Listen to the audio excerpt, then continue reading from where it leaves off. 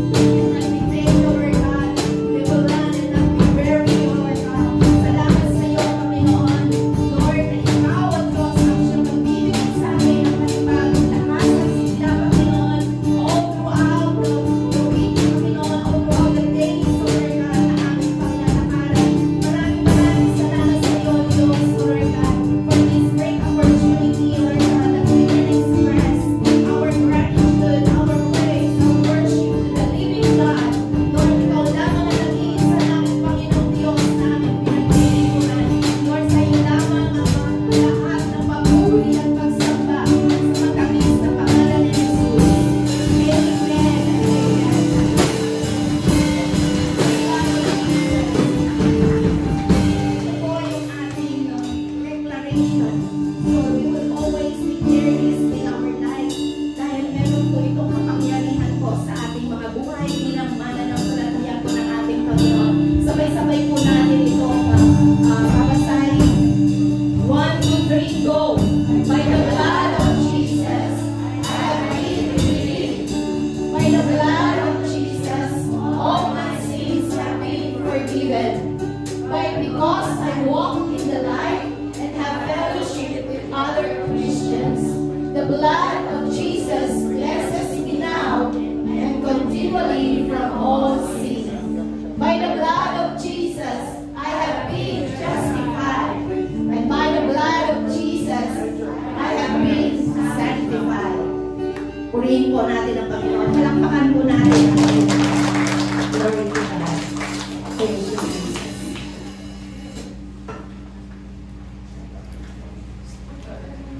Good morning po sa lahat. Sige ba ng mga natin sa Lord? Pagkasabi naman sa kapatid mo, nagagawin lang ako ng ito ka. Sige, pagkasabi naman sa kapatid lang, nagagawin ako ng dito ka. Amen? Amen. Sige ba ng mga natin sa Lord? Amen.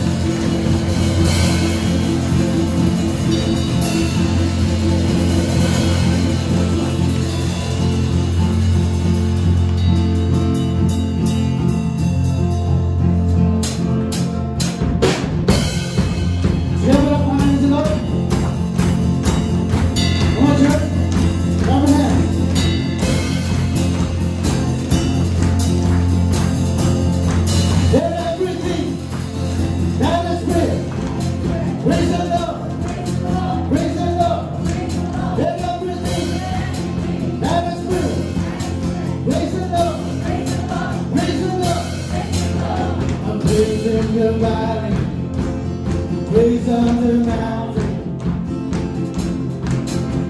I praise when I'm sure. Praise when I'm down. Come on, church. I praise when I'm down. Praise surrounding. There's there is no water. My enemy is surrounded. As long as I'm breathing, I got a reason to praise. Praise the Lord, oh my soul. Praise the Lord, oh my soul. I want to be quiet, my God is alive. I'm good at this time. I want to be quiet, my God is alive. I'm good at this time. I praise when I feel it, praise when I go. I praise because I know the seal is control. I praise when I ready the soul is found. I praise is a shout, the breathing down. As long as the breathing, I got the reason to praise. Praise the Lord, oh my Lord. Praise the Lord, oh my God. Praise the Lord, oh my God.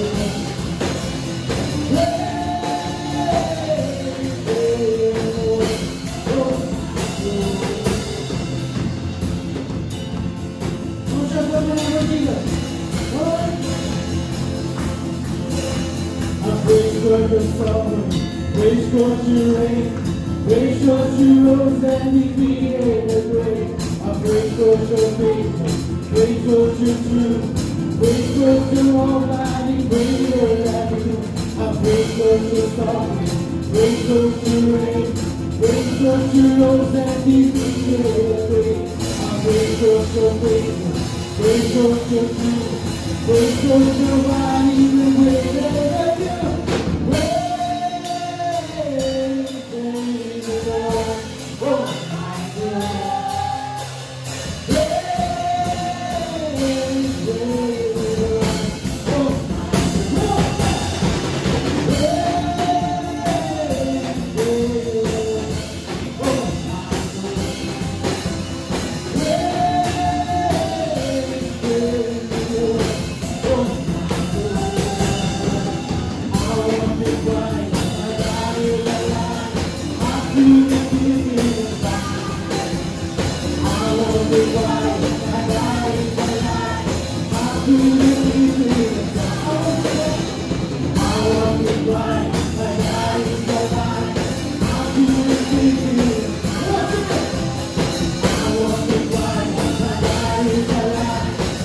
good it is.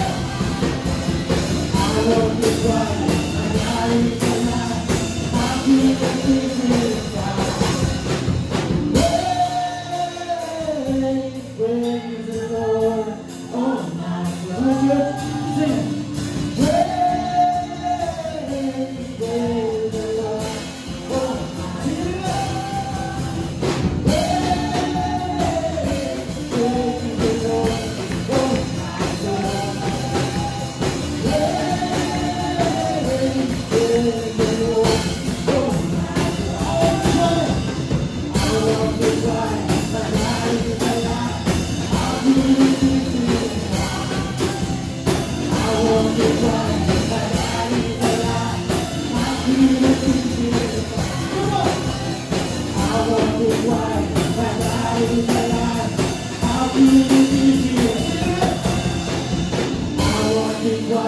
my God is alive.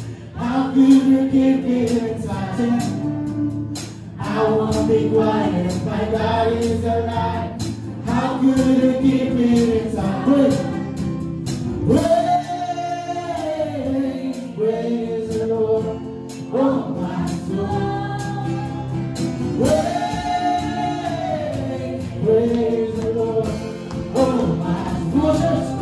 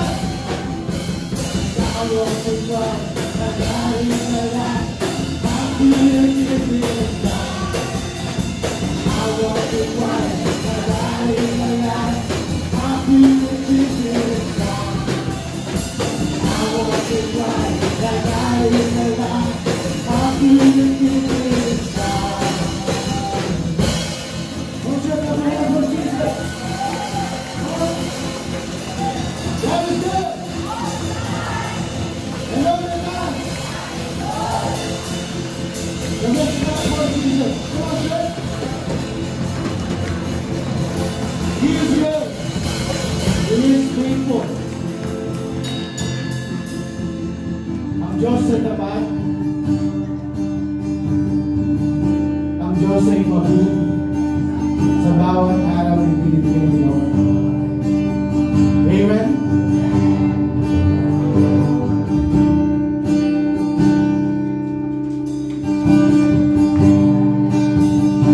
Thank you, Jesus. Thank you, Lord, for this morning. That we are here, Lord, to experience your love, to experience your goodness,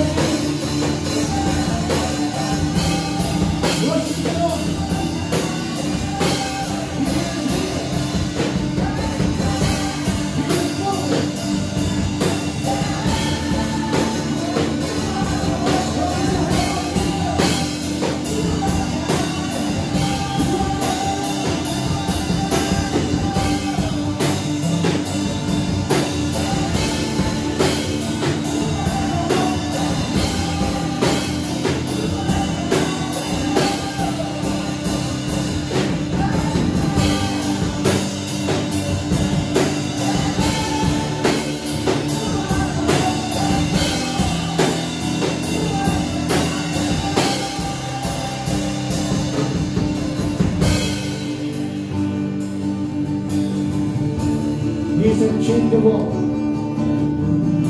He is unchangeable. And sa pagod ng laman. He is unchangeable. Unshakable. Unstoppable. That's what you are.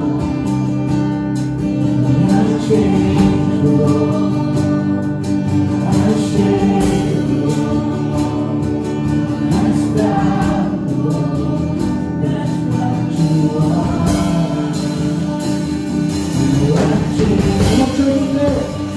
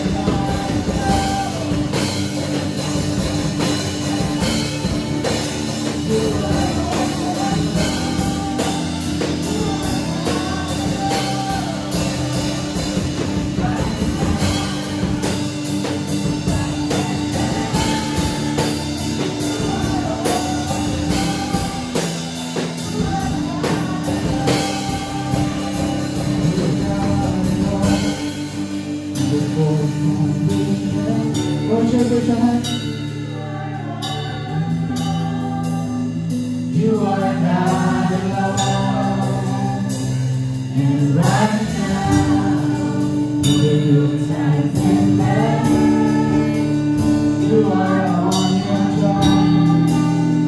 You are God alone. You are God alone. To the fourth and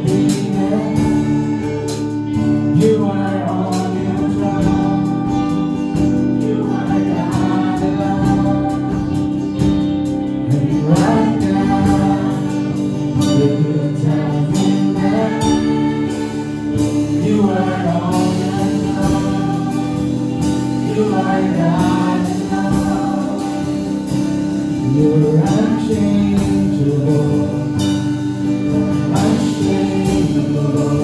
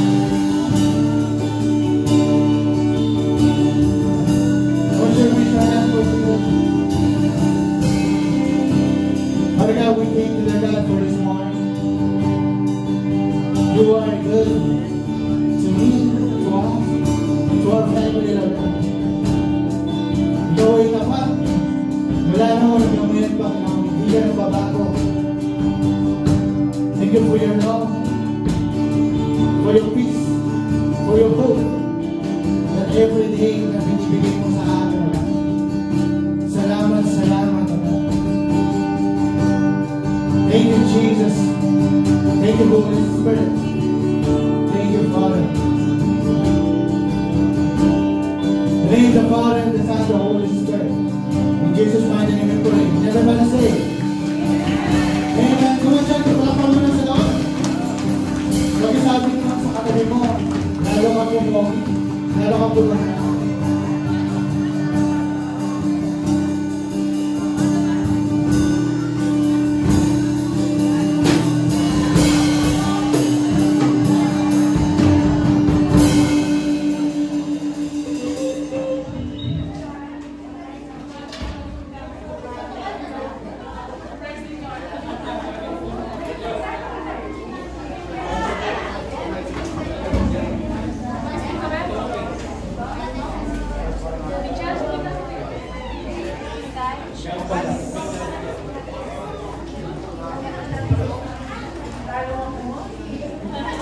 Happy birthday! Happy birthday!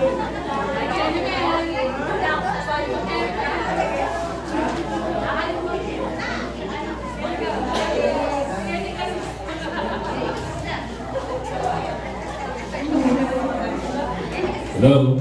Hello! Good morning po. Good morning! Kumusta ata po? So, dako na po tayo sa ating pagbibigay ng ating mga tithes and offering. Yung mga sobre, nandiyan po sa gilid. If you are prepared na, let's start. So, ang pagbibigay po ng tithes and offering ay hindi po kawalan sa atin o kabawasan sa atin kung saan meron tayo. Amen po ba? Ito ay isang act of faith and worship to God. Amen? So, it's not about money. Yan naman isasabihan yung pera kayo. Yung isasabihan kayo yung puso. Yung puso tamo. Yan na lang yan ng Lord eh. Watang namiya tamo yung puso. Ewan po ba? Ang kondisyon na yung puso tamo eh. So, we give because we love God. Amen? So, we give. Bibigay tayo dahil we trust His provision. So, nagtitiwala tayo na hindi tayo pababayaan ni Lord sa ating mga pangangailangan. Siya yung magpo-provide. Amen? So, isa pa po, we give because we support God's work. Ito po yung mga kailangan na sa kanyang simbahan o sa kanyang ministeryo dito sa lupa. So, we need to support His work. And we give because we invite God blessings. So, sa tuwing tayo nagbibigay, binabalik naman ni Lord, di ba? Kung wala ka naman kung ibibigay, kung walang binigay si Lord, amen po ba? Yes! Di ba? Galing po sa Kanya yan, baka nakalimutan lang natin. Amen, and we give because it reminds us that we are a steward, not an owner. Pinagkatiwala lang po yung mga meron tayo. At hindi po natin pwedeng sabihin na sa atin yan. Amen po ba? So, it's all about our faith to God sa ating pagbibigay. And God is looking to our heart. So, yun po. Kailangan maging good steward tayo kung anong bagay o anong mga binigay ni Lord sa atin. Even siguro mga materials o spiritual things na binibigay ni Lord. Tayo po ay pinagkatiwala lang. Lalo na po yung sa ating mga natatanggap na blessings. Hindi po yung lahat sa iyo. Kailangan po i-share and ibalik kay Lord. Amen po ba? Amen. So tayo po ito ngayon. Let's pray for our tithes and offering. Ama naming Diyos, dakila, makapangyarihan sa lahat. Minsan po, God, maraming salamat po sa lahat po ng mga biyaya at pagpapalang aming natatanggap sa iyo. Lahat po ng ito, we acknowledge, O God, nagaling sa iyo. At ibabalik po namin yung para sa iyo, Panginoon. Tanggapin mo po ito bilang pasasalamat at pagpupuri sa iyo. Sa pangalan ni Jesus. Amen.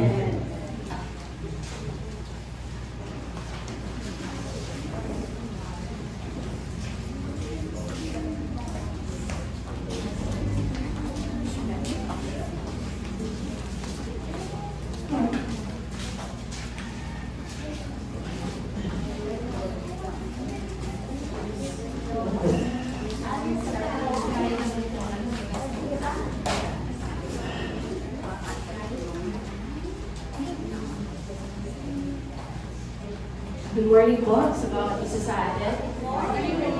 Pakibati mo naman yung katabi mo. I'm blessed you are here.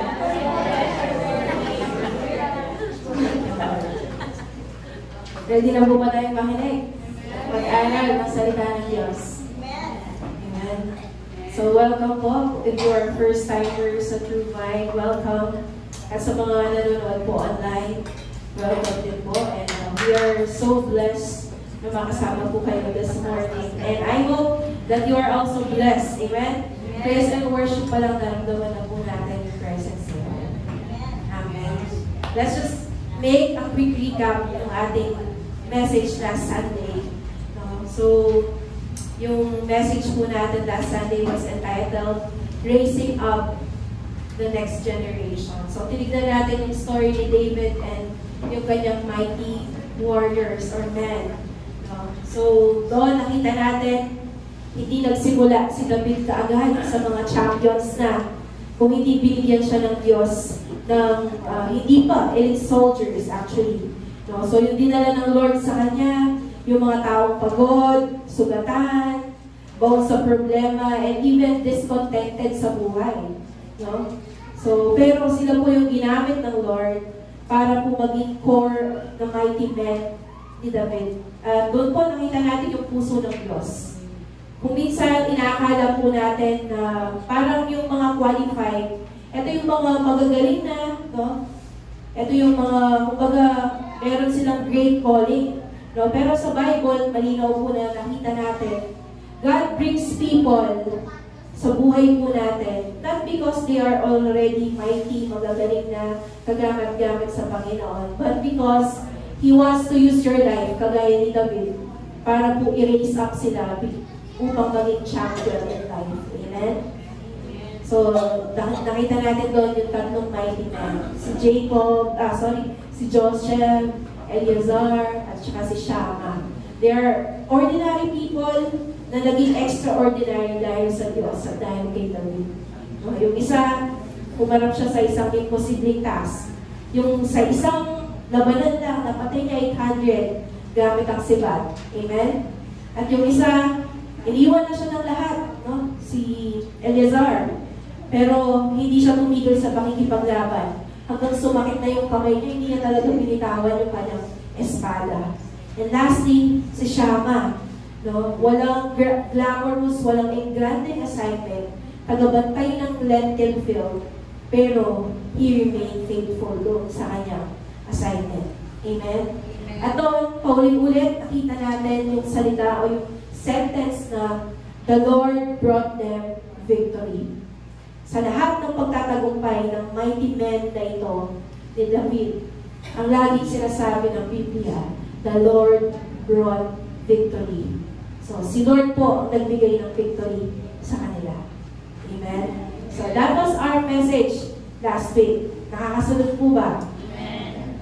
Now, before we dive in sa ating mensahe ngayong umagang ito, I would like to share a story about these three people na nasa 100th floor.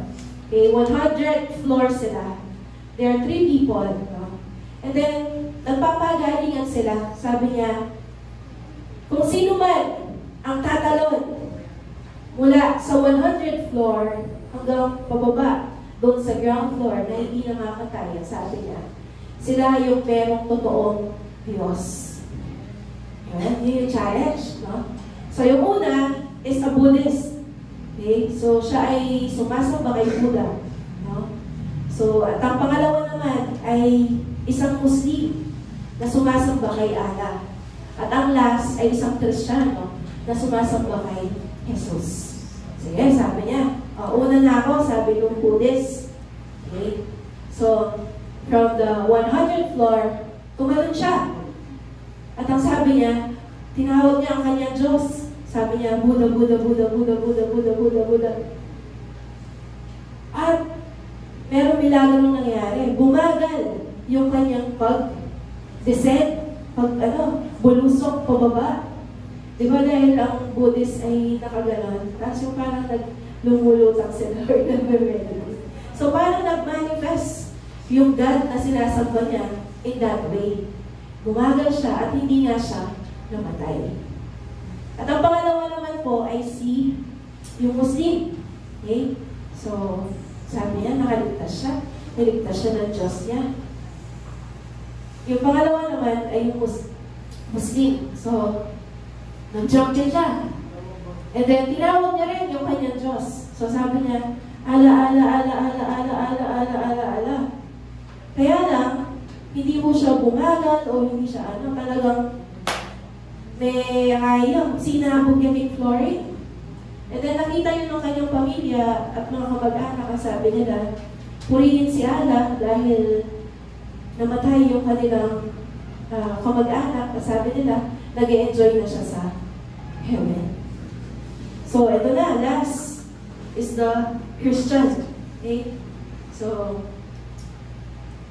ito na, nagre-ready na siya. At pumalog siya. No? Sabi niya, Jesus. Pero sa kalagitnaan, pinalitan niya ang kanyang sinabi. From Jesus, naging Buddha. Nagpalit siya ng Diyos. Kasi, yung una, nakaligtas. At yung pangalawa, namatay. Ngayon, yung kay Jesus, hindi niya siguro alam kung siya'y maliligtas. So, ang title po ng message natin ngayon, Only One God, No Substitute. There's only one God, and there's no substitute. Amen? Tayo po ba'y kagaya ng Kristiyanong ito? Nasa kalagitnaan ng problema at malapit na ang kanyang parang paghahatol kung siya'y mabubuhay ba o hindi. Biglang nagpalit ang kanyang Diyos. From Jesus to Buddha. Amen? So ito po ang ating mensahe ngayong umagang ito. Only one God, no substitute. Ready na po ba tayo? Nakuha ko na po ba yung attention nyo? Amen. Sige po, let's take notes and let's really listen to the Word of God. Let's pray. Father, salamat po, dinala nyo kami sa lugar na ito. Salamat po sa inyong presensya, Banal na Espiritu. Patuloy po namin kinikilala that you are our great teacher. Lord, mag-impart ka sa buhay ng bawat isa sa amin. At patuloy niyo po kami baguhin through your word. Lord, bukas ang aming puso, we declare it in Jesus' name. At alert ang aming mga mind to receive your word. Lord, salamat po for your word, Lord. Gawin niyo po kami matatabang lupa na anumang salita mo ang kaitanin ngayong umagang ito ay patuloy na tumubo at mamunga sa aming pamumuhay. In Jesus' name we pray. Amen and amen. Kagaya nung message natin last Sunday, doon narinig natin that the Lord brought victory. Kapatid, alam mo ba that the fact na ikaw ay nabubuhay ngayon at isang mananampalataya, I know and I believe in my heart that God wants you to succeed. Amen? In whatever aspect ng ating buhay, gusto ng Diyos na tayo ay hindi mabigo. Amen po ba? Ayaw ng Diyos na tayo ay maging lugmok. Ayaw niya na tayo ay manatili kung nasaan man po tayo kalalagayan ngayon. Amen? Kasi ang sabi po ng Bible, no? Sa Exodus 23, it is a command of God sa atin. Ito ang pinakaunang utos niya sa mga Israelita nung sila ay lumaya from slavery from Egypt. Ito ang number 1 na utos niya. At naniniwala po ako na lahat ng utos ng Panginoon ay hindi para i-killjoy ka, na patayin yung joy mo sa buhay mo. Kung hindi, God is commanding something because gusto niya mag-succeed ka. Amen? At ito ang number 1 utos niya. Para daw ikaw ay maging matagumpay sa iyong buhay. Ito ang number 1 na utos niya. Exodus 23. Sabi ganyan, you shall have no other gods before me. Dahil sa panahon po ng mga Israelita during that time, hindi uso na isa lang ang Diyos mo. Bawat bansa during that time have multiple gods. Ewan ko kung narinig yun na yung kwento ko when we went to Taiwan. Pumunta kami doon sa templo nila. Because there are Buddhists and Taoists No, yun ang prevailing religion sa kanilang bansa.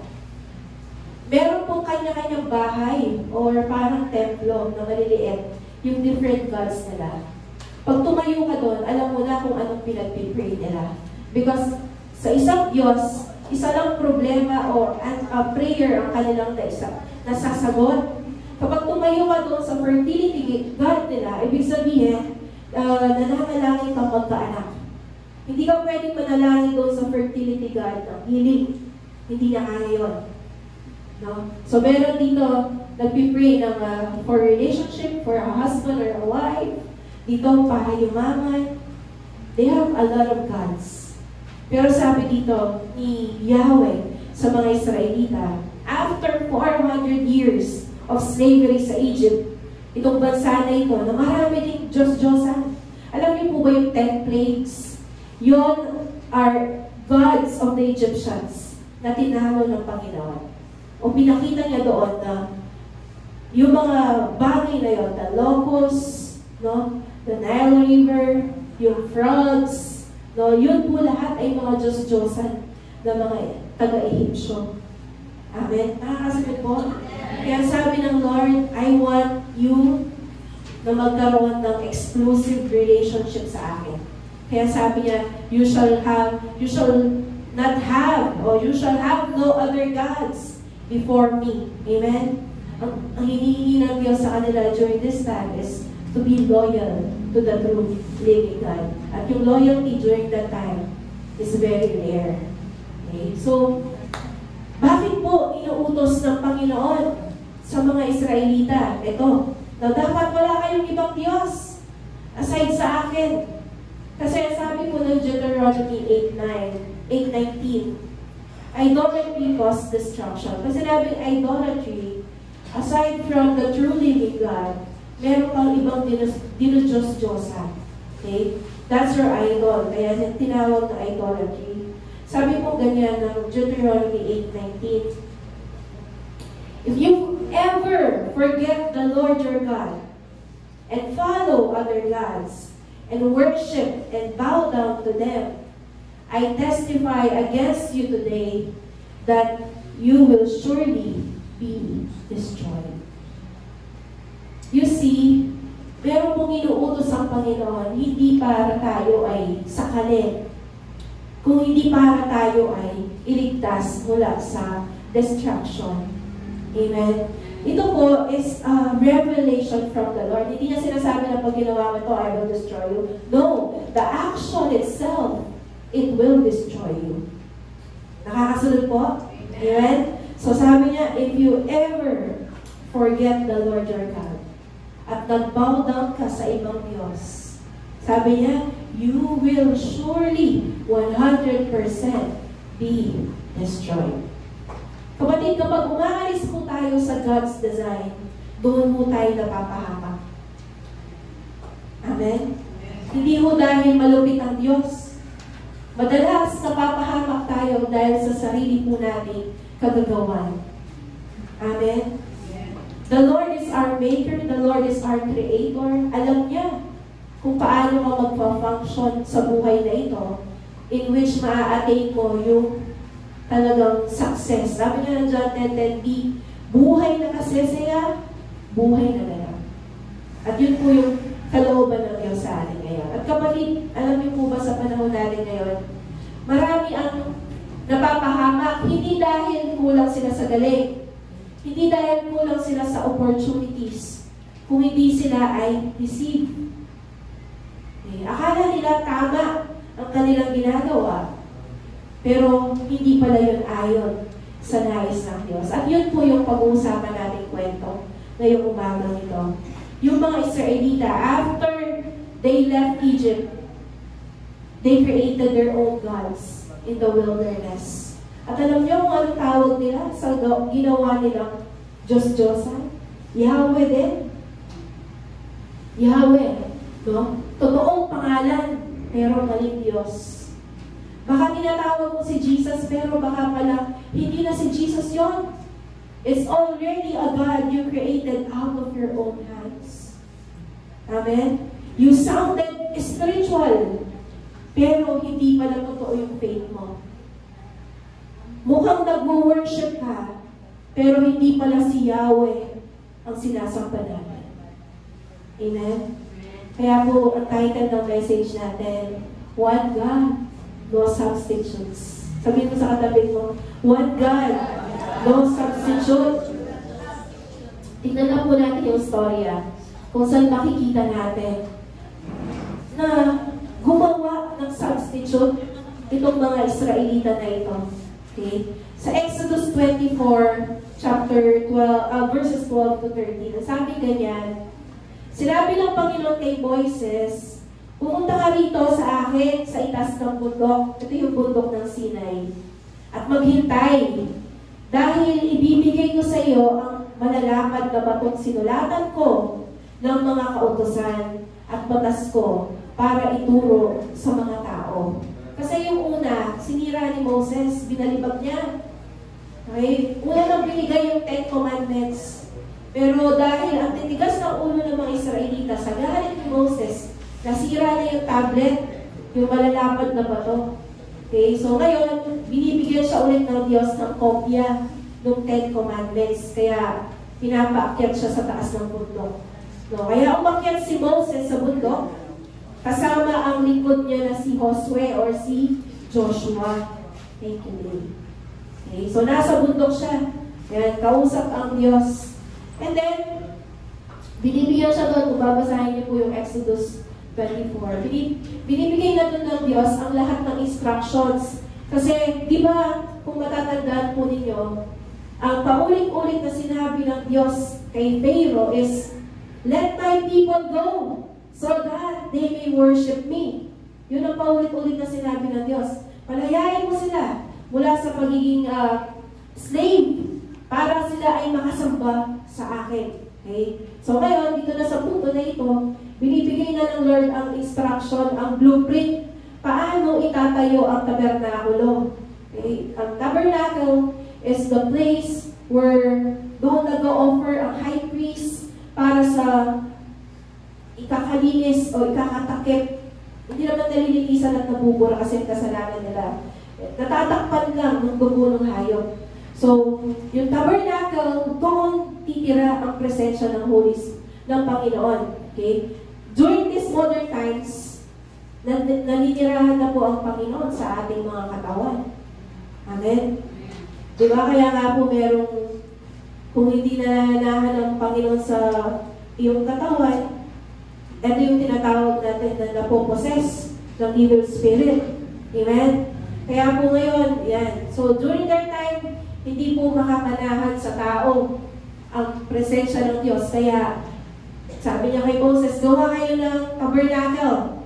Doon magduduel ang aking presensya. Okay? So, yan. Nandyan si Moses sa taas ng bundok at nakikipag-usap sa Panginoon.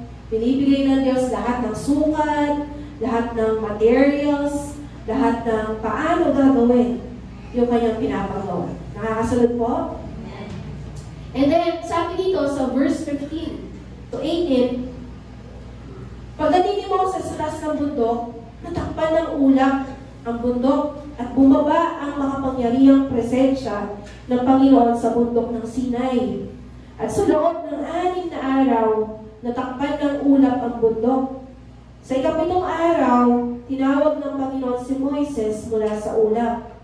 Kaya pumasok si Moises sa ulap habang papaakyat siya ng bundok. Nagpaliwan siya roon sa loob ng 40 days and 40 nights. Para sa mga Israelitang nasa ibaba, ang tingin nila is parang apoy na naglalagablab ang makapangyarihang presensya ng Panginoon sa tuktok ng bundok. Okay. Ngayon, dito po sa tagpo na ito, may himla Israelites. Nailip sila. Remember, wala pa pong cellphone noon, hindi ka makakapag-update. Na sana, sasabihin ni Moses, oh, chill lang kayo dyan ha. Nag-uusap pa kami ni Lord, nagbibigay pa siya ng instruction. Wala pong ganun during that time na you can update a person kung ano nangyayari sa'yo. So, ang nangyari, nailip sila. No karimit pa kanaro niya kaya Moses. No karim niya kaya. No? So wala silang idea At alam niyo kung anong ginawa nila?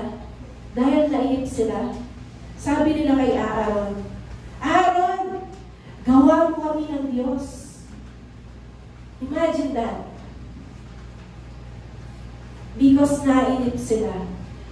And they cannot see a physical God. And they cannot have a God that they can control. Sabi nila, Aaron, make us gods. No? At yun nga po yung nangyari. This is a picture kung anong nangyayari kapag tayo po ay nagiging impatient. Tingnan mo yung puso ng tao. Kapatid, anong nangyayari sa iyo kapag you are impatient? Kapag hindi mo nakukuha yung pinapanalangin mo, lumilipat ka ba? Gumagawa ka ba ng ibang Diyos mo? God can answer your prayer. Sabi po ng, punta tayo sa Exodus 32. Mag-jump tayo from 24 to chapter 32. Tingnan niyo po yung ginawa nila nang mainip sila. Nang mainip ang mga tao sa tagal ni Moises, 40 days, 40 nights na wala eh. Tapos walang update, walang niha-niho. Kaya nainip sila. Sabi niya, nagtipon sila kay Aaron at sinabi, igawa mo kami ng Diyos na mangunguna sa amin. Dahil hindi natin alam kung ano na ang nangyari kay Moises na naglabas sa atin sa Ehipto. Sumagot si Aaron, kunin niyo ang mga hikaw na ginto na suot ng mga asawa at anak niyo at dalhin niyo sa akin. Kaya kinuha nilang lahat yung mga ginto nila na hikaw at dinala kay Aaron.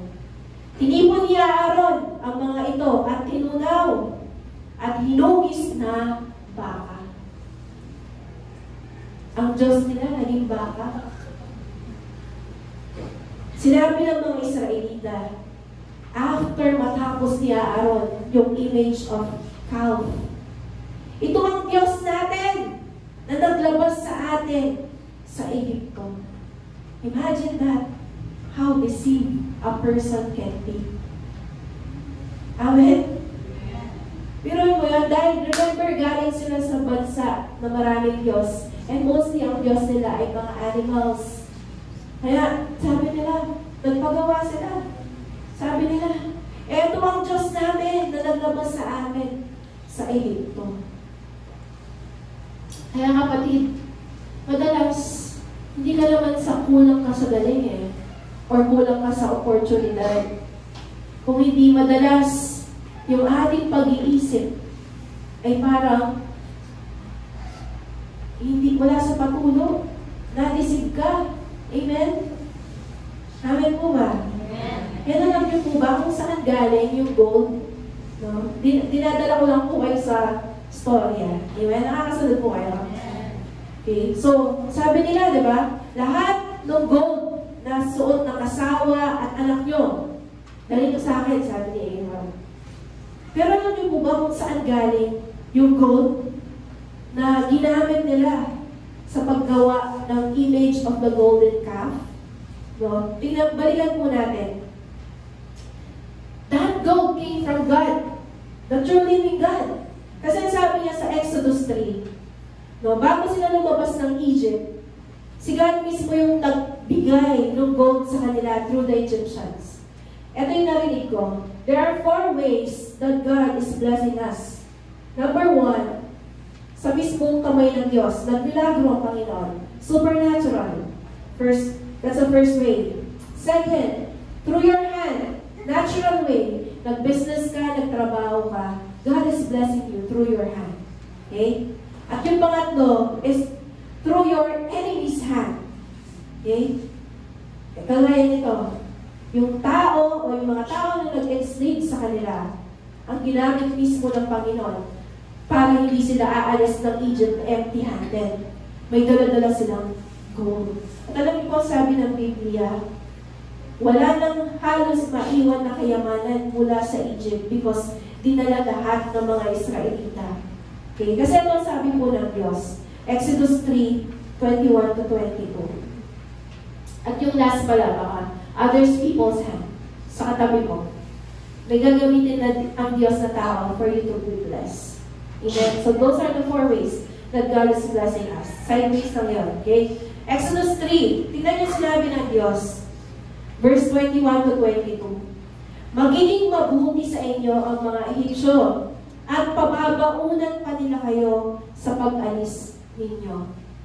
Ang mga Israelitang babae ay manghihingi ng mga alahas na pilak at ginto at mga damit sa mga kapitbahay nila na Ehipsyo at sa mga babaeng bisita nito. At ipapasok ninyo ang mga bagay na ito sa inyong mga anak. Sa pamamagitan nito, masasamsam ninyo ang mga ari-arian ng mga Ehipsyo. Hallelujah. Amen. 400 years, parang 400 years that they were enslaved. Pero tapat ang Diyos. Hindi na hinayaan na walang kapalit at kabayaran ang kanilang mga paghihirap. Amen mo ba? Sabi nila, nasamsam na nila yung mga ari-arian ng mga Ehipsyo. Why? Nung umalis ang mga Israelita from Egypt, they are already 2 million. Biruin mo yun? 2 million na hihingi ng gold at silver sa mga Ehipsyo ay nawaring mag-isang kayamanan. And you know what? Before sila humingi, alam niyo kung anong nangyari? Pinatay muna ng Diyos lahat ng pangalan nila. Kung ikaw yun, bibigyan mo ba? Pinatay ng Diyos ng mga Israelitang yung anak, pangalan na anak, pangalan na mga hayop. That is God's hand. Blessing us. Amen? Or blessing them. Because that is supernatural. Amen? So sabi nito, God made the Egyptian favor them. No? That's favor. Kasi kung sa natural lang, imbes na dito ang ibigay ko sa iyo, baka tabak. Amen? And I will not be kind to you because ganito yung nangyari sa amin because of your God. Pero tignan niyo po, the silver, the gold, nakuha ng mga Israelita.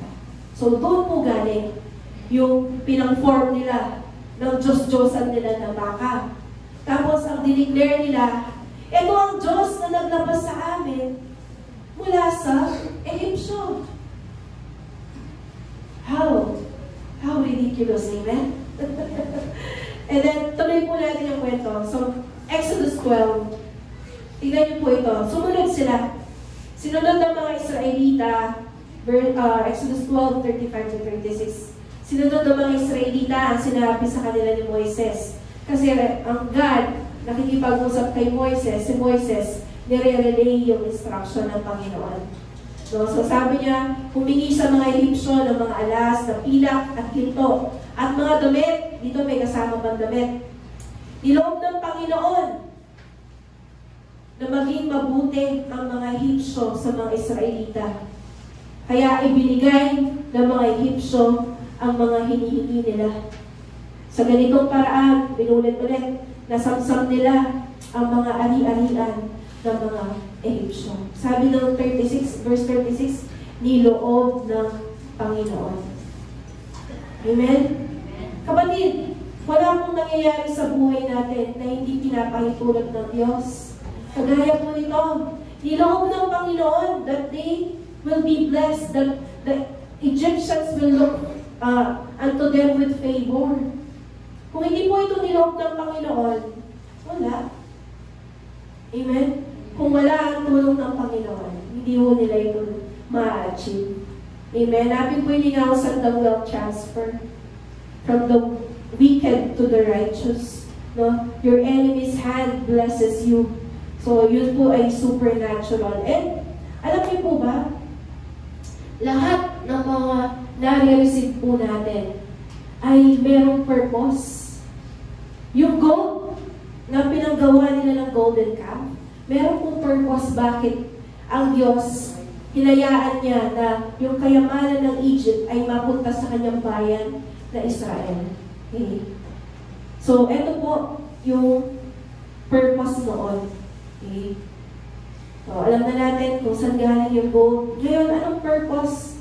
Bakit binigyan ng ganoong karaming gold ang mga Israelita? Okay. So, balik tayo dun sa punto. Nakausap ng Diyos si Moises sa bundok ng Sinai. Doon, binibigay ng Diyos ang mga instruction sa paggawa ng tabernacle. Alam niyo po kung saan gawa ang tabernacle? No? Nandoon yung Ark of the Covenant, Table of Presence, yung susuotin na ephod. Yun po yung parang suot ng high priest. No? I-search nyo sa Google.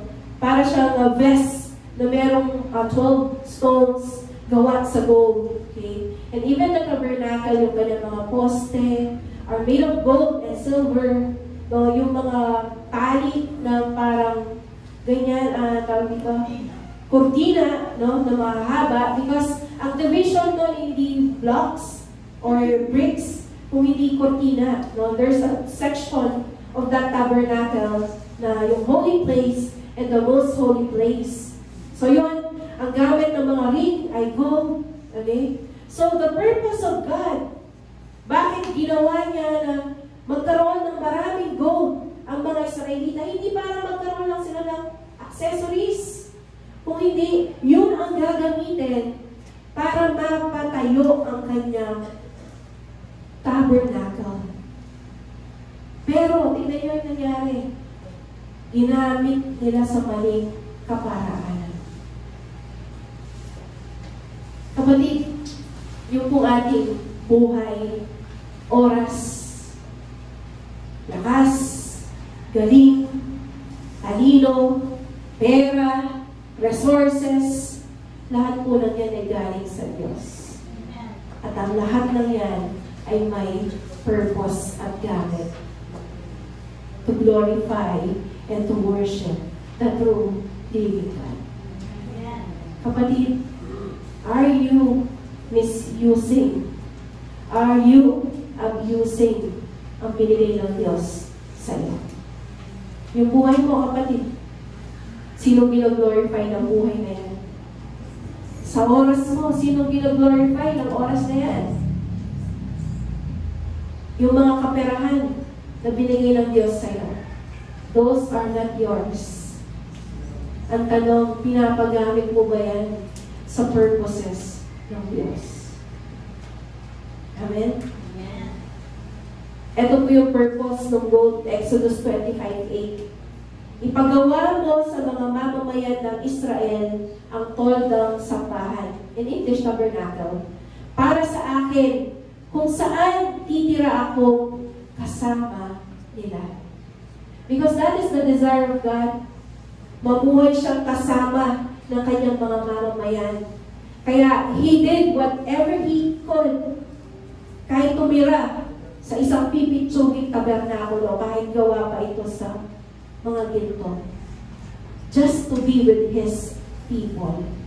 No, yun po yung purpose ng God eh. To be with His people. To dwell among His people. Yun po yung desire ng Diyos. Amen? Kaya, eto nga, na-misuse yung gold. They melted it. Ginawang Diyos na itsurang baka. Imagine, yung blessing po na binigay ng Diyos, it was meant for worship. Pero ang nangyari, yung tool, yung blessing na binigay ng Diyos, ay naging cause pa for them to sin. Kapatid, baka binibless tayo ng Panginoon, tapos instead na mas mapalapit tayo sa Diyos, naging iba pa ang Diyos mo. Jesus na, naging Buddha pa. Yahweh na, naging golden calf pa. Minsan, doon po tayo natitest eh. Kala nila natitest tayo. Yes, natitest tayo kapag nahihirapan tayo, nati-challenge tayo. Pero alam mo, kapatid, ano ang greatest test? Kapag binless ka na ng Panginoon, binless na kang bali, binless na kang sakit. Ba, maliliit na ka, ano kami lang kami kasakit, mas maliliit ko. Huwag kanyang maglakad ka, wala sa ispat, yun na kang Kenny. Amen? May tinatamaan po ba ako? Hindi po kayo. Amen? At di nakapang-mall yan eh. Imbes na mag-church ng Sunday. Chuka mall. Kasi di nakapanyali. Amen? Imbes na nasa church, nag-worship, nagbabakasyon. Kasi may pang-bakasyon na. Hindi naman po mali yun. Yung mga sinasabi ko. Lagay mo lang sa lugar. Kasi nangyari, hindi nauna si Lord eh. Nauna na yung blessing. Imbis na sa Diyos na nagbigay ng blessing. Amen? Kapatid, check our heart. Baka pala yung blessing, yung gold na binigay ng Diyos, yun na yung naging Diyos mo. Imbis na yung nagbigay ng gold. Amen? Check our hearts today, kapatid. Is it the gold? Yun na ba yung God mo? Yun na ba yung sinasamba mo? Amen. That's idolatry. Anything that take the place of God in our lives is idolatry. It could be a thing, it could be a person. It could be a job, it could be a career, a business. Anything and anyone na kumuha ng pwesto ng Diyos sa puso mo, sa buhay mo, that is your God. Amen? Tingnan niyo po yung result ng idolatry. Exodus 33, verse 1 to 3. Sinabi ng Panginoon kay Moises, ito na yung part kasi na sabi ng Lord kay Moises, Moises, baba na ka naman mo na tao, ano? Nalo ng pangawan doon. So, ito na yun, yung part na yun. Sabi ng Lord kay Moises, umalis ka sa lugar na ito, kasama ang mga mamamayang inilabas mo sa Egypto. At pumunta kayo sa lupaing ipinangako ko kina Abraham, Isaac, at Jacob. Sinabi ko sa kanila noon na ibibigay ko ang mga lupaing ito sa kanilang saling lahi. Ganon po ka-faithful ang Panginoon. Kahit patay na yung kausap niyang nauna, His faithfulness will continue from the next generation and to the next generation. So ito po yung sinasabi niya. Papaunahin ko ang anghel ko sa inyo at itataboy ko ang mga Kananeo, Amoreo, Heteo, Perezeo, Hibeo, at Jebuseo. Kasi doon sa promised land kung saan sila papunta, ito pa po yung mga nag-o-occupy ng lupa. So sabi ng Lord, papaunahin ko yung angel ko, tataboy ko itong mga tao na ito sa lugar na yon. Kayo lang ang pupunta roon sa maganda at masaganang lupain. Hindi ko kayo sasamahan. Dahil matigas ang mga ulo ninyo at baka mapatay ko pa kayo habang nasa daan. Malamang gigil Lord pero ali, that's love. That's love. Andiyan may saktan ni Lord. Di ba? Yung nga pong sinasabi ko sa inyo, nagpapagawa ng tabernacle, toldang sambahan, para makapag-duel siya kasama ng kanyang mga people. Pero tignan niyo po dito, because of idolatry, ayaw nang sumama ng presensya ng Panginoon sa mga tao, sa mga Israelita. Sabi niya, hindi ko na kayo sasamahan kasi ang titigas ng mga ulo niyo. Di ba yung mga parents? Sabi niya, makukakin. Punta na ano pang agawa ko kaya ko. Right? Hindi dahil ayaw niya yung anak niya. But because you love that child, ayaw mo na lang siyang saktan. Kasi kahit na nanginginis ka na, pinipigilan mo yung sarili mo. Kaya sabi mo sa kanya, doon ka na lang muna. Imbis na meron akong masabing masama sa'yo, magawa sa'yo, doon ka na lang muna. That is the picture of that. Imbis na papatay ko kayo, sabi ng Diyos, dahil sa tigas ng ulo nyo, kayo na lang ang pumunta doon sa promised land. Hindi ko na kayo sasamahan. This is the picture and result of idolatry. Hindi mo kasama ang Diyos, kapatid, when you have an idol in your life. Parang nawawala yung connection mo sa Diyos. Amen? Nakakasunod po? Amen. Tingnan nyo naman po yung response ng mga tao nung marinig nila yun. Nang marinig ng mga tao ang masasakit na salitang ito, labis silang nalungkot at hindi nila isinuon ang kanilang mga alahas. That is the picture of mourning, pagdadalamhati. Ang mga Israelita kapag nagdadalamhati, walang sinusuot na something fancy. Sinusuot nila mga sako, no? Naglalagay pa yan ng mga abo sa kanilang ulo. That is the picture of pagsisisi, pag-humble, no? Humility. That's the picture of that. Sabi nila, nasaktan sila doon sa sinabi ng Panginoon. Nalungkot sila at hindi na nila sinuot yung kanilang mga alahas. Kapatid, nalulungkot ka ba if you don't go to the presence of God?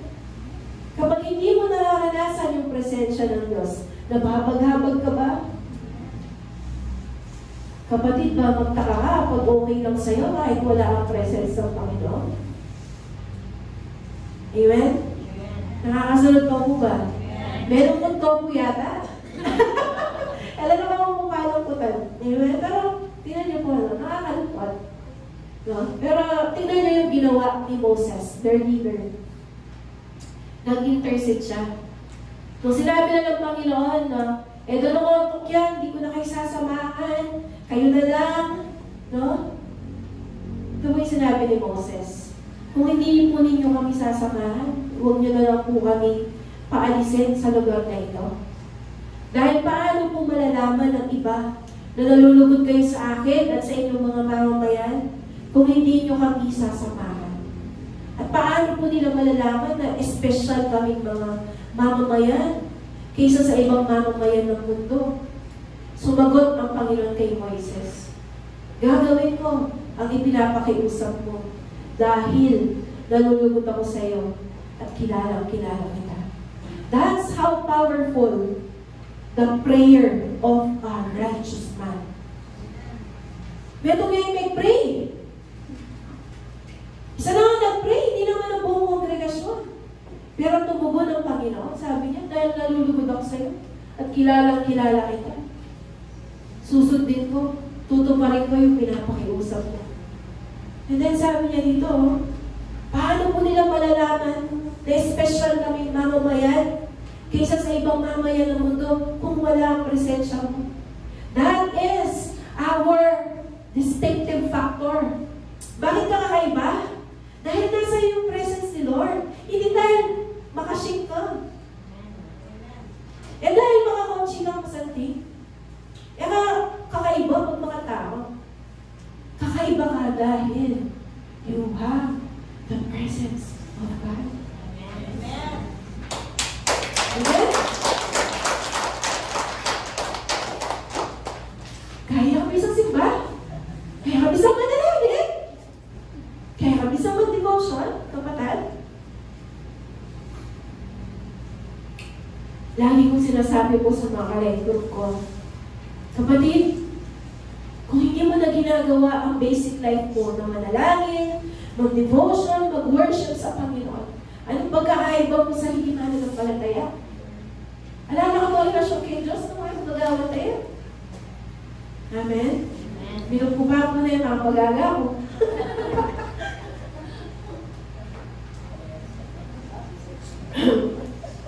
Nakakasunod po? Sabi ni Moses, Lord, kung wala din ang presence mo, kahit napakaganda. Diba sabi ng Lord, balakay yung nuno pa yan. Parang inaano pa ng Lord eh. Kasi sabi niya dun sa verse na yun, sa 33, verse 2, sabi niya, kayo na lang ang pumunta roon sa maganda at masaganang lupain. Kung tayo po yun, no? Parang sige, masagana pala eh. Maganda pala yung lupain na yun eh. Pero, ibahin po ninyo si Moses at yung mga Israelita. Sabi nila, kahit maganda yun, kahit masagana yun, di kami aalis kung wala ka, Panginoon. Kung wala din ang presence mo, Lord.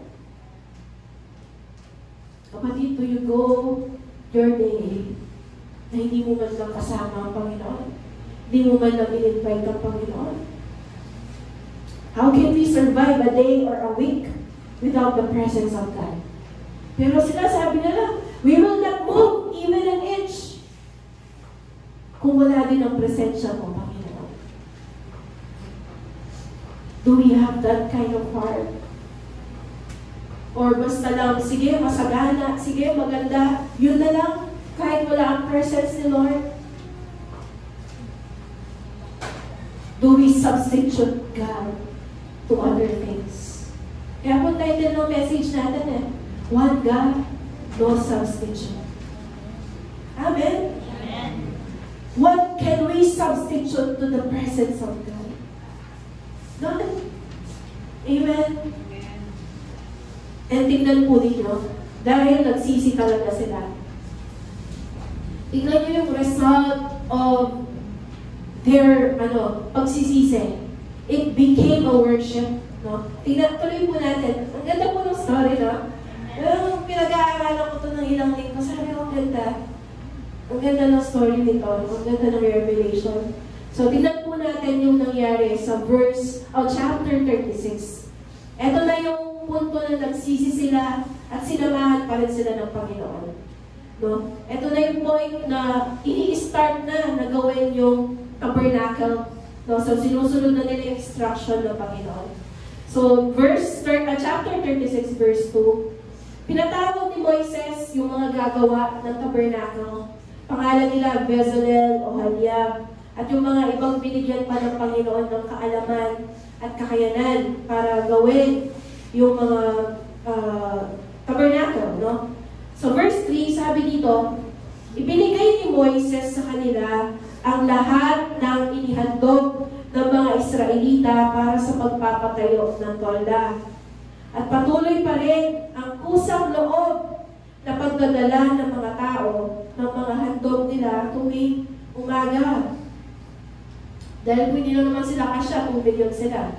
Sabay-sabay wala silang maghahandog. Kaya tuwing umaga, iba-iba mga hahandog. Verse 4, kaya pumunta kay Moises ang mga nagtatrabaho, yung mga binanggit ko kanina. Sabi nila, sobra na sa kinakailangan ang dinadala ng mga tao para sa gawaing iniutos ng Panginoon na gawin. Verse 6, kaya pinadala ni Moses yung utos na ito sa buong camp. No? Nagpabigay siya ng announcement, memo. No? Sabi niya ganyan, huwag na kayong maghahandog para sa pagpapatayo ng toldang sambahan. Kaya tumigil na ang mga tao sa pagdadala ng mga handog nila. Dahil sobra-sobra na ang kanilang ibinigay para sa lahat ng gawain sa tolda. Hallelujah. Kapatid, if every one of us will have a heart of worship to God, hindi maghihirap at church, hindi magiging kawawa yung mga workers. Amen? Because people, when they are worshiping, they give freely to the Lord. Ano po yung sinasabi kanina ni Tito Arius? That when you give, when you understand, bakit ka nagbibigay? Sige lang, Lord. Sige lang, Lord. Yung pong mga gold na ginamit doon sa idolatry, they are really meant to be used for worship. At ganito na po yung nangyari. When idolatry is broken in our lives, kapag mo na ito Diyos-Diyosan, yung sarili mo, yung pera mo, yung obra mo, yung business mo, worship overflows. Worship overflows when idolatry is broken in our lives. Amen? Tingnan nyo, kinailangan bang stop. Huwag na kayong mag-offer kasi sobra-sobra na. Amen? Ganun naman po kasi si Lord Pag nagbigay siya, hindi naman niya, yes, hihingi siya for His purposes, pero may matitira sa'yo for you to enjoy the blessing of God. Amen? Kasi ang Diyos po natin hindi nagbibigay na sakto. Amen? It's also overflowing. He will bless us to be a blessing. He will bless us para magamit niya tayo for His purposes. Pero because God is faithful, for sure may matitira para i-enjoy mo, i-enjoy ng family mo. Amen? Tignan mo, kailangan pang ipastop kasi sobra-sobra na. Amen? I pray we will see that in our days again. Nasabihan tayo mo na ditang project in church. So na ito, yan tayo pero in church kasi. Amen? If every one of us will just give in just 1 month or 2 months, iba na yung ating sambahan. If everyone in the family will just help, mas madali yung buhay ng pamilya natin. Amen? If every one of us will contribute to help the country, siguro po na mandiri yung bansa tayo. To be honest, talagang nalulungkot po ako every time I watch the news. Kaya hindi na lang ako nanonood because of our nation, how crooked, how greedy the people are. Talagang, ay, grabe Lord, sabi ko. Kung hindi lang po ako pastor, baka gibating na ako Pilipinas. Pero love na kayo eh. Amen? Abitay test Kung natin ang option ako, pero ako na ako. That's a test of commitment. Amen? Amen. Ako, magbalik ako ng kwento. No? Ganun po yung nangyari. Because idolatry was broken. Hindi na sila kasi alam niyo kung ba't sila gumawa ng golden calf? Kasi ang gusto nila, yung Diyos na kaya nilang kontrolin. Yung Diyos na kaya nilang parang genie. Yung pag kinaskas nila, bibigay yung kanilang wish. Yung sasabihin ng Diyos-Diyosan nila, your wish is my command. Baliktad. When you are a worshiper of the true living God, ang nasusunod sa buhay mo, ang Diyos, hindi ikaw. Amen? Amen. Hindi ka gumagawa ng mga bagay-bagay for you to manipulate God na ibigay niya yung gusto mo. Mali. Nagpipray ka sa Diyos, kagaya ni Moses, to get an instruction, Lord, ano gusto yung pagawa sa amin? Amen? Nakita mo bang nanalangin si Moses na para sa sarili niya lamang benefit? Lord, bigyan mo akong kotse, bigyan mo akong bahay, bigyan mo akong pagkain. Hindi mo ganun. Kasi ano din po sabi ng Bible? Before ka pa lumapit sa Diyos, alam na niya ang kanyang kailangan. Amen? Amen. Kaya nga, kapatid, check our heart. Baka tinatawag mo Jesus, pero golden calf na pala yan. Di ba? Sila, they made that image of calf, gold, pero tawag nila, Yahweh. Amen? Yahweh pa din because they are deceived. Kapatid, baka you are Lord, Lord, Lord. You're calling the name of God, pero iba na pala yun. Can we check our heart? Can we check our life? If we are still a real worshiper of the true living God. Amen? Kaya nga mga kapatid, ito po yung message natin ngayong umaga ito. There's only one God, and there's no substitute. Tumayo po tayo lahat. Kapatid, if there is only one God, God is telling us this morning, He wants our heart. He wants our entire and whole devotion to Him. He wants an exclusive worship. No? Kailangan po natin tumigil, mag-strive on our own. Amen? Talagang nasain po natin the presence of God. No? More than the present. You love the presence more than the presence. Amen? More than the gifts, more than the blessing, we want the presence of God. Amen? Can I call the worship team para po awitin po natin yung kantang Tunay na Diyos. No?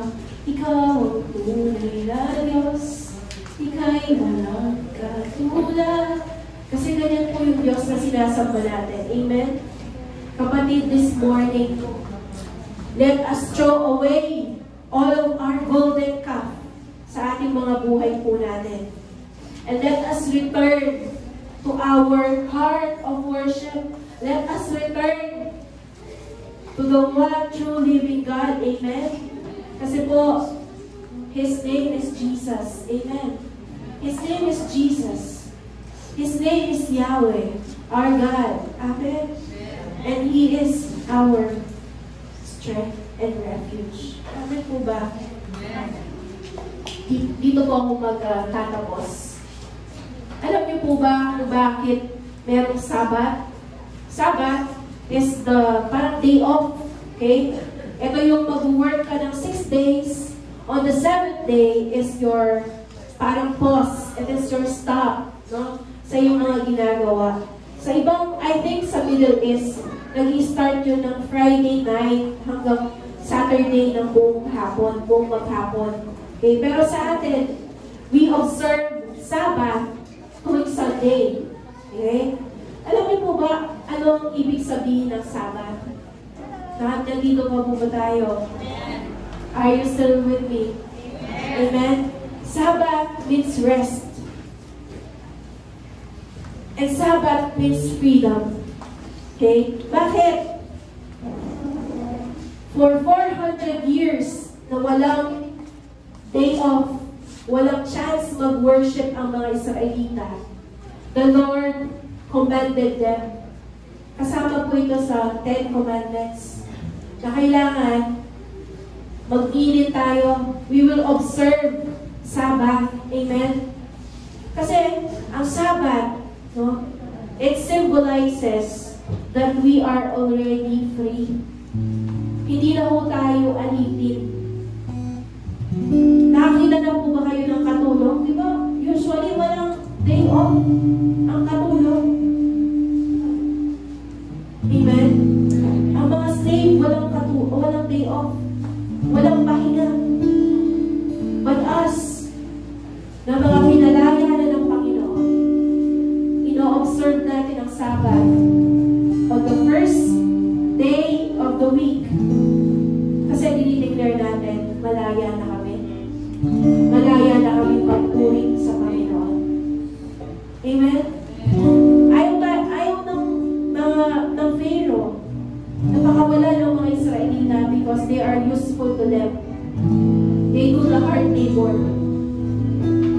Pero dahil sabi ng Panginoon, palayain mo ang aking mga mamamayan so that they will worship me.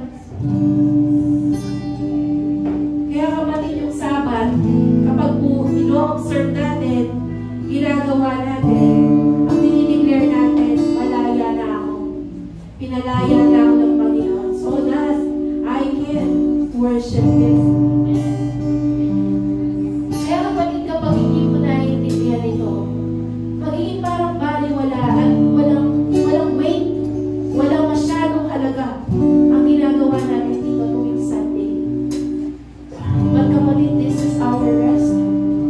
May mga tao akong narinig, sabi nila, hindi mo na ako mag-church kasi pagod ako. Kapatid, hindi mo naiintindihan ang Sabbath kapag ganon. Sabi ng Lord, when you come to me, I will give you rest. When you say that pagod ako, ayaw pumunta to worship, it's because for you, this is an obligation. Pero kapatid, kapag naiintindihan mo, it is a pleasure, it is a rest to be in the presence of God. Hindi ka na-accept ko yung Sunday. Lagi kang mangunguna in worship because naiintindihan mo, this is the purpose bakit pinalaya ka ng Panginoon. To worship Him. Amen? It is not a burden, but this is our source of life. The source of our energy. No? Nag-worship ka tuwing first day of the week kasi may haharapin ka na ng mga laban at hamon bukas eh. Amen?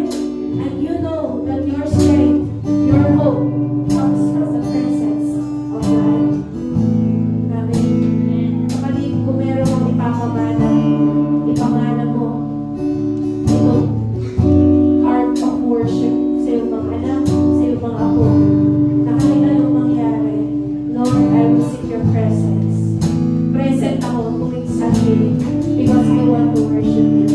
Because I want to rest in your presence. Amen. Awitin po natin itong kantang ito. Tunay na Diyos. Declare po natin that we only serve the true living God. The only God. Amen.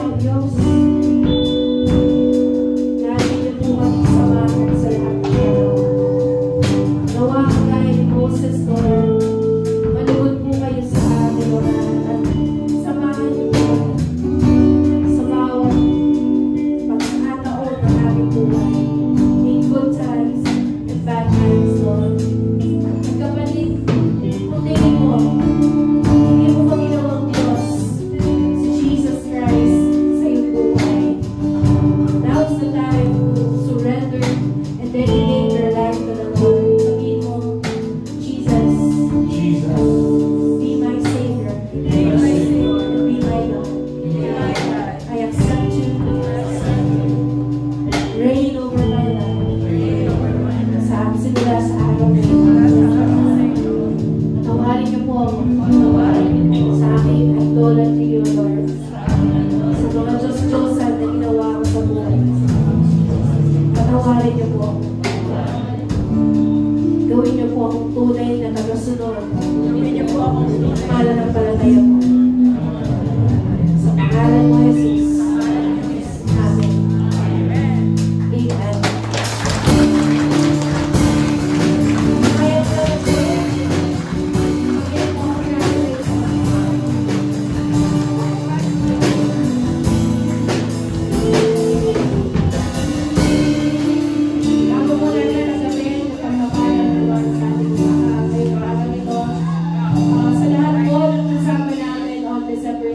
Saturday na po yun. Ating po meeting place ay dito sa church, alas 7 ng umaga. So, magdala po kayo ng bawang ng tubig. And if you can, yes, lunch and merienda. Kasi that will be 8:30 to 5 yung pong ating regional conference. So, 7, alis na po tayo dito para makatuloy po tayo dito before 8. Para makapila po tayo agad, makahanap na po ng pwesto. Amin po ba? Total of 16 people ang natin sa regional conference. Kaya, purihin po ang Panginoon